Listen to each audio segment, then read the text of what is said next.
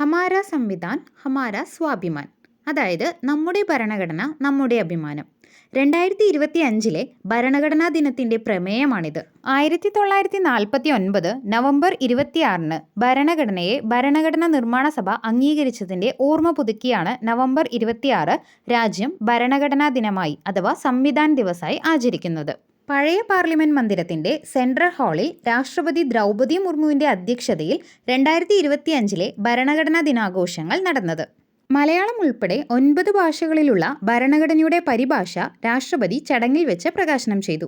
ലോകത്തിലെ ഏറ്റവും വലിയ എഴുതപ്പെട്ട ഭരണഘടന ഇന്ത്യയുടെ ഭരണഘടനയാണ്. ഇങ്ങനെ ഒരു ഭരണഘടന ഉണ്ടാക്കാൻ ഭരണഘടനാ നിർമ്മാണ സഭ 2 വർഷവും 11 മാസവും 17 ദിവസവുമാണ് ചെലവഴിച്ചത്. 1950 ജനുവരി 26 ഭരണഘടന നിലവിൽ വരുന്നത്. ഭരണഘടന നിലവിൽ വരുമ്പോൾ 395ഓളം ആർട്ടിക്കിൾസും 22 ഭാഗങ്ങളും 8 പട്ടികകളുമാണ് ഉണ്ടായിരുന്നത്. നിരവധി കമ്മിറ്റികൾ രൂപീകരിച്ചാണ് ഭരണഘടനാ നിർമ്മാണ സഭ പ്രവർത്തനം തുടങ്ങിയത്.